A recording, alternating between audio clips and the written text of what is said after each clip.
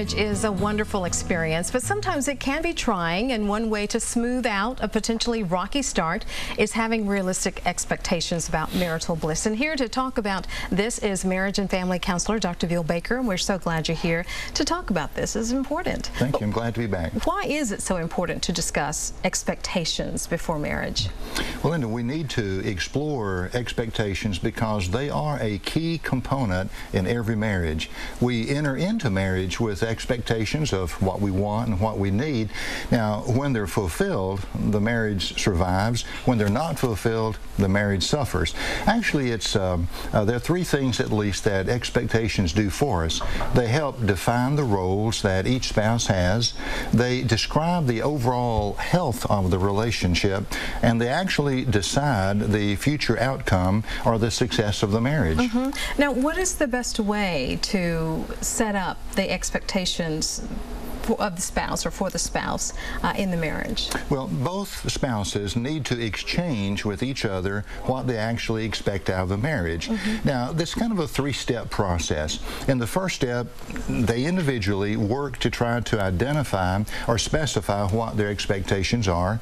And secondly, they then work together to kind of solidify their expectations. They discuss them, negotiate them out, and try to come up with a list of expectations they can agree to, sign off on, or commit to.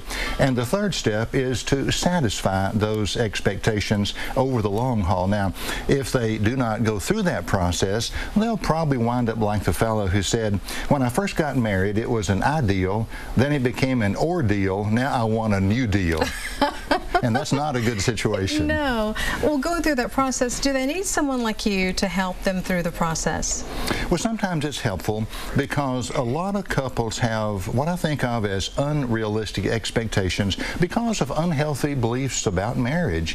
For example, suppose I believe things like, my spouse should always make me happy. My spouse should do everything like I want it done. My spouse should prove her love for me every day all over again. Now, if I believe those things, I will develop expectations that are, just totally unrealistic, and there's no way that that's going to work. The bottom line is that healthy beliefs generate realistic expectations.